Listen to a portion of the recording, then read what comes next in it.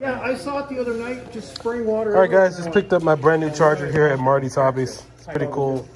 So they don't get a lot of these in stock, but I wanted to support my local hobby dealer.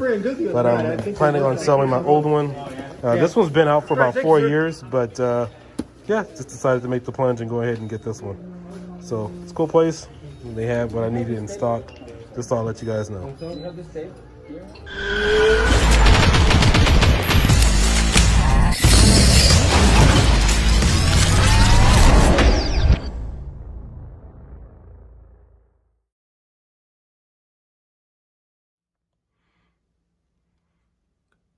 Hey, what's going on, everybody? KDK here, back again.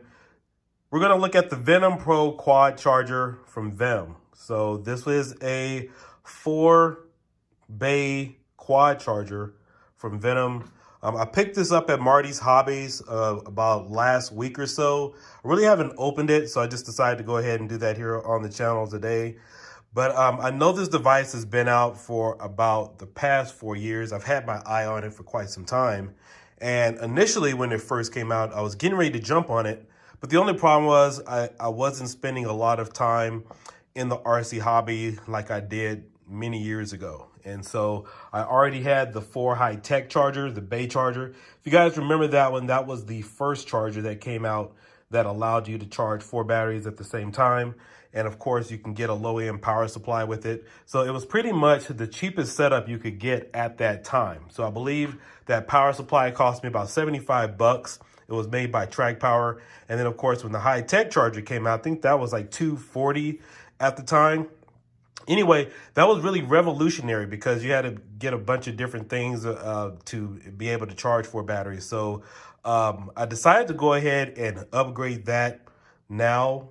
Reason being is because I am running my RCE cars more frequently. But primarily the high-tech charger didn't allow me to really charge all my batteries at the same time without creating a mess. So with the Venom charger, all the bays are in the front. And with the high-tech charger, you had to have a separate power supply, which means if I took it to the track or wanted to be mobile, I had to carry around something that weighs an additional 5 pounds. And plus, sometimes the LCD screen on that thing would go out a little bit. And then also, too, you had to make sure you turn the power supply all the way up. But I do know that they did release a updated models for that one, so you can charge it off the AC or DC. But you still need a DC power supply to charge 4 batteries on that high-tech, too. So anyway, I decided to go ahead and make this plunge and get the new Venom Pro quad charger. So I know it hasn't been brand new. It's been out for 4 years. So we're going to open this thing up today. We're going to take a look at it. I'm going to give you guys my thoughts and opinions about it. And let's go ahead and just take a look. So here we have the device out of the box. And originally I thought this thing was going to be a lot bigger, maybe this high or so. It's really not that big, but which is really nice. In fact, like I said, I thought this thing was a lot bigger, probably about this high or so when I first got it. So cool thing is you do have all of your balancing ports here on the front. And of course you have 4 bays on the front, which is really, really nice. I hated the high tech having to charge it on the side where cables and stuff will really get mixed up. Plus it makes it easier to balance your batteries. If you have multiple batteries, to really just get in there and get to it instead of having to fill around through the side. So let's go ahead and take a look at the back. The other cool addition is what you won't see on a lot of 4-bay chargers is a USB port. You have 2 USB ports here for charging. And so you can charge this off of a DC power supply if you want. But of course, we're only going to use AC, which is why I primarily got this unit. They do make a duo version of this. I've seen that mostly in the hobby stores where you can charge 2 batteries, but a lot of the hobby stores won't carry this particular model. And this thing usually retails from anywhere from $250 to $280. So this is an investment. And if you get a power supply, if you are new to the RC hobby, this is something that'll last you 10, 15 years, possibly even longer. And again, I'm only upgrading my high-tech charger because I got tired of looking at it and feeling around with it and thought it was about time to get an upgrade. So that's pretty much the only reason why I went ahead and decided to get this one. So let's go ahead and see all the accessories that are in the box. You have the box here, and you have a list of cable connectors that come with it. So it comes with just a plug, alligator clips, XT60. Of course, we're going to open up all these. Tamiya, you get your Deans. Deans really aren't used anymore. So you have your EC5, EC3, and an HXT 4mm charger. And of course, yeah, you can charge all 4 batteries at the same time. And the USB ports on the back of the unit are 2.3 amps, which is pretty standard for a USB accessory. So if you guys have an iPhone or a Samsung or anything else, or even your GoPro camera, if you want to charge it off of this, it is definitely safe to go ahead and do it. So let's see what else is here in the box.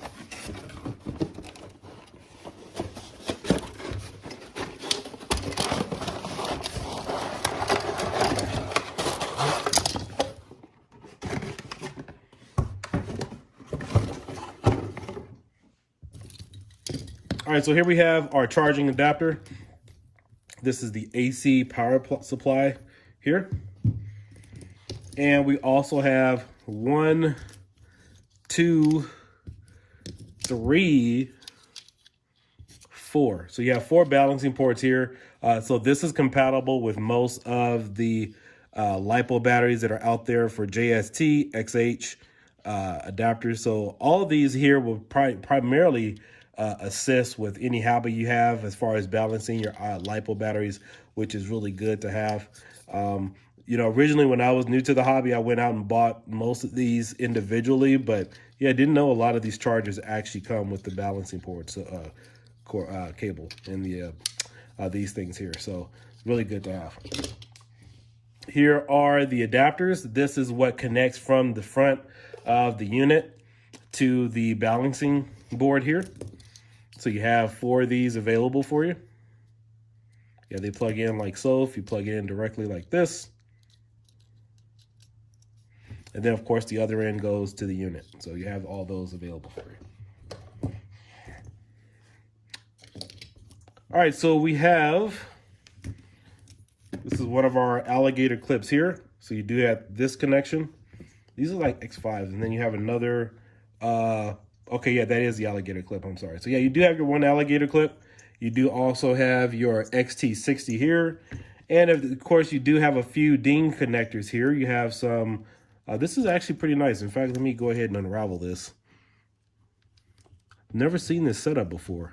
So this is pretty cool that they gave you a different assortment of cables for your unit. Let's see. I probably won't need these. So yeah, you have a Dean's to a Tamiya.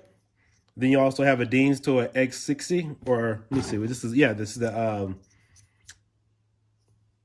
the EC5s, I'm sorry. Then of course you have your regular adapter here. This would typically go to most of your receiver boxes and everything, and you have Dean's on the other end. This is pretty cool. They included all this stuff. So these are all the cables that come included. You have some additional alligator clips and everything. So this is what you will get included, and these are all separate. So I'll go ahead and separate these for you.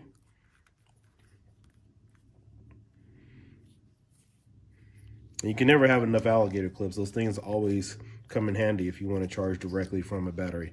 And I've never seen this cable before. So this looks like an additional adapter that goes from Dean's. And then of course you have your positive and negative leads on here as well. So it's pretty much an awesome deal they have here. And then of course you have your regular Dean's here as well. That goes into the power supply unit. I already have my cables, so I probably won't use any of these. And most of my stuff I've moved over to EC5s recently, so I've already gotten that taken care of. And so you got another Dean's here, so that's pretty good.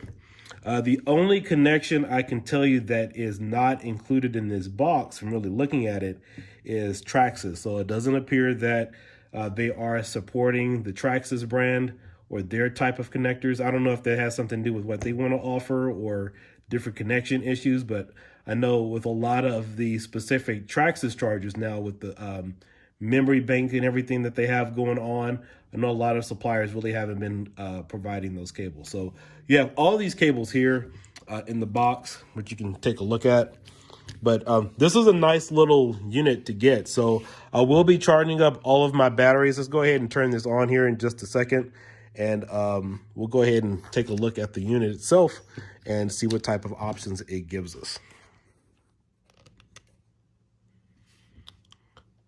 Okay, so now that we have the Venom Quad Pro charger plugged in, the first thing I notice is this thing doesn't have an on-off switch. So uh, it's not that it's a really big deal. It's just that if you are using this, make sure you plug it into a power supply strip that you can always just turn on and turn off. That's just my personal preference when you're dealing with power like this. You're not just going to plug this straight into the wall, because if you have a problem with one of your LiPo batteries, you're just going to have to yank it from the wall really quick. So make sure you plug this into a power strip where you can quickly turn it off and on. So this looks very familiar to the high-tech charger. And so you have the option here to select either a LiPo battery, nickel metal hydride, cadmium. I forgot what PB battery is. And then, of course, you can save your data. The difference between nickel cadmiums is that cadmiums they don't really suffer from memory effect like nickel metal hydride. Nickel metal hydride batteries are more powerful, but however, after you charge them, they slowly will lose their memory effect slowly after time. So they wear out a little bit more faster than cadmium batteries, whereas cadmium batteries don't have that memory effect. And let's take a look. So with each unit, the programming function we were just looking at was for bay number 1. So you have this channel button here. I'll turn it back this way so you guys can see it. The channel button here allows you to select all the 4 different bays. So that's 1, 2, 3, and 4. So each one could be set up individually. However, I do believe there may be an option where you can store the memory from each one and then just copy it over to the rest of the channels. So we'll take a look at that probably in another video. So yeah, you have pretty much all your same batteries, and each one of these bays can charge up to 6S. So if you guys are looking for a charger that could do 8S or a little bit more, I know that would be extremely overkill. Make sure you invest in another charger, because this one only charges up to 6S, okay? Now, I have talked to some guys in the hobby community. There is a way to mix and match batteries as far as trying to charge it a little bit more. There's a certain rated or voltage, but if you guys are new to the hobby, I don't suggest that. But I have known guys to charge 8S batteries and other things off of a charger like this, which is only 6S capable. But pretty much they trick the system into thinking you can, well, I won't go into that because that's really how accidents happen. Let's take a look here. So once you go into your inner function and you select the battery type you want, of course, this is where you would select your voltage. Obviously, you want to make sure that you select the right voltage, because if you pick the wrong one or even select the wrong battery type, you can cause an accident. And in fact, I knew a guy recently, he gave me a couple of his Traxxas cars because his house caught on fire. He was new to the hobby. He was charging his batteries, left them unattended. And so, yeah, his whole house, well, half of his house burnt down, and he got out of the hobby. Literally, no joke. He literally burned down half of his house. And yeah, so he got out of the hobby because he wasn't really familiar with how to charge batteries and stuff. Total new to the hobby. So yeah, so here you have additional settings here. You can increase the voltage. You could also decrease the voltage. So this is my first time turning it on, and yeah, I'm familiar with LiPo chargers, but this is really easy to use and figure out and navigate through as far as navigating through the system. So everything there is pretty much straightforward. You have your increase and decrease in voltage. And let me go ahead and stop. I'm going to select a different one here. Let's see here. So yeah, this is pretty much straightforward, just like any other charger. I'm actually pleased with this. I can't wait to start charging some additional batteries. But more or less, if you guys are happy with whatever you're currently using, obviously I haven't charged any batteries to see or notice if there's any reduced time frame from the high-tech charger going to the Venom Pro Quad.